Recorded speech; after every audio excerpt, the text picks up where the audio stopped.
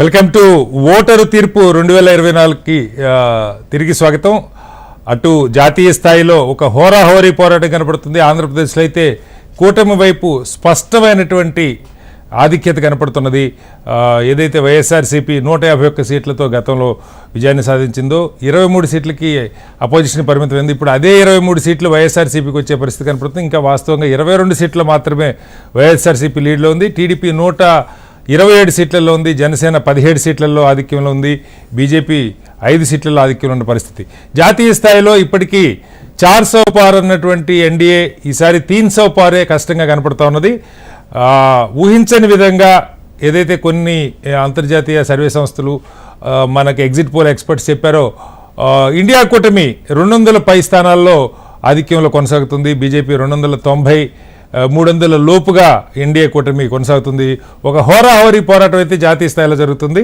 అలాగే ఒరిస్సాలో కూడా హోరాహోరీ పోరాటం అసెంబ్లీకి కూడా కనపడుతుంది. ఎన్ఎంసీల మీద మనతో డిస్కస్ చేయడం కోసం ఎండవ లక్ష్మణ్ గారు భారతీయ జనతా పార్టీ సీనియర్ నాయకులు ఇక్కడ స్టూడియోలో ఉన్నారు.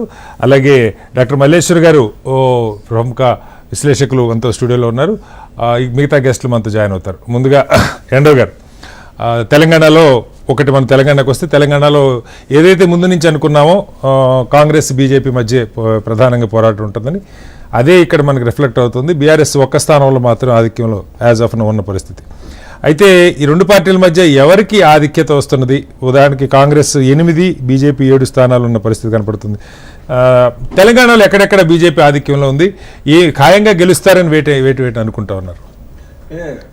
గతంలో ఉన్నటువంటి 4 స్థానాలు ఏదైతే ఆదిలాబాదు, నిజామాబాదు, కరీంనగర్, సికింద్రాబాదు, వాటితో పాటు మల్కాజ్గిరి, చేవెళ్ళ, మరి అదే రకంగా మహబూబ్ నగర్ మీకు లీడ్లో కనపడుతుంది. ఆధిక్యంలో ఇప్పుడు ఉన్నాయి. అయితే మిగతా వాటిలో కూడా అంటే కాంగ్రెస్ ఎక్కువ తేడాతో లేదు. ఎందుకంటే ఇది ఎర్లీ స్టేజ్ కాబట్టి ఇంకా ఎక్కువ ఓట్లు రావాల్సినటువంటి లెక్కించాల్సినటువంటి పరిస్థితి ఉంది. ఎక్కడైతే బీజేపీ లీడ్ ఉన్నటువంటి స్థానాల్లో కొంత మైటీ లీడ్ ఉంది. మరి మిగతా స్థానాల్లో మార్జినల్ లీడ్లో కాంగ్రెస్ కొనసాగుతున్నటువంటి పరిస్థితి ఉంది. దానివల్ల మాకు ఆశించినటువంటి డబుల్ డిజిట్ను మేము ఖచ్చితంగా రీచ్ అవుతామనేటువంటి ఒక విశ్వాసం ఉంది. ఇక్కడ రీచ్ అవుతాం అది.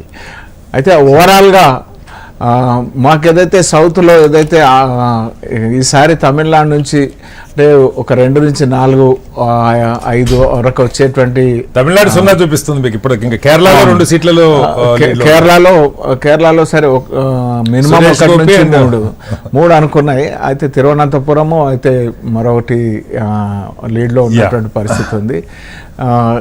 సౌత్లో కర్ణాటక ఏదైతే ఉందో 20 పైగా స్థానాల్లో 21, 20 ఫ్లక్చుయేషన్ ఉన్నటువంటి పరిస్థితి ఉంది.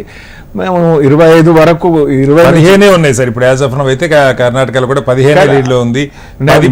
అంచనా ప్రకారం అయితే 20కి తగ్గదు అనేటువంటి అభిప్రాయం ఉన్నది. సరే, ఎగ్జిట్ పోల్ ట్రెండ్స్ చూసినప్పుడు 25 వరకు వస్తాయనేటువంటి ఒక విశ్వాసం పెరిగింది.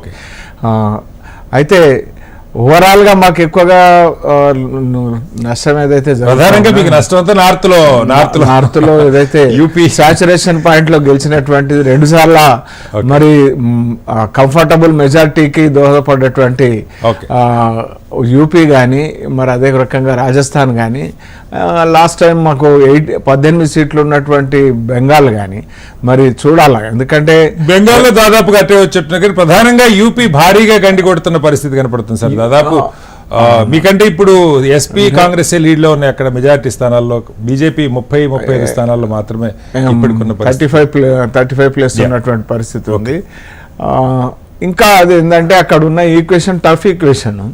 అక్కడ ఆ రేషియో ఏదైతే కొన్ని స్థానాల్లో ఉండేటువంటి రేషియో కొన్ని ప్రాంతాలకు వెళ్ళినప్పుడు ఓ పార్టీకి అడ్వాంటేజ్ అవుతుంది, కొన్ని ప్రాంతాలకు వెళ్ళినప్పుడు ఈ పార్టీకి అడ్వాంటేజ్ అవుతుంది. ఆ రకమైనటువంటి ఫ్లక్చుయేషన్స్ వస్తారు సార్, మళ్ళీ వస్తారు. మన జాతీయ అంశాలు కూడా జాతీయ స్థాయిలో వివిధ రాష్ట్రాలు ఎలా ఉందో కూడా బీజేపీ కాంగ్రెస్ నాయకులతో మాట్లాడదాం. మనతో ఆలపాటి రాజేంద్ర ప్రసాద్ గారు, మాజీ మంత్రివర్యులు, తెలుగుదేశం పార్టీ సీనియర్ నాయకులు మనతో లైవ్లో జాయిన్ అవుతున్నారు. అలాగే ఇందిరా శోభన్ గారు కాంగ్రెస్ పార్టీ అధికార ప్రతినిధి ఉన్నారు. రవికుమార్ గారు ప్రముఖ రాజకీయ సామాజిక విశ్లేషకులు కూడా మనతో ఉన్నారు.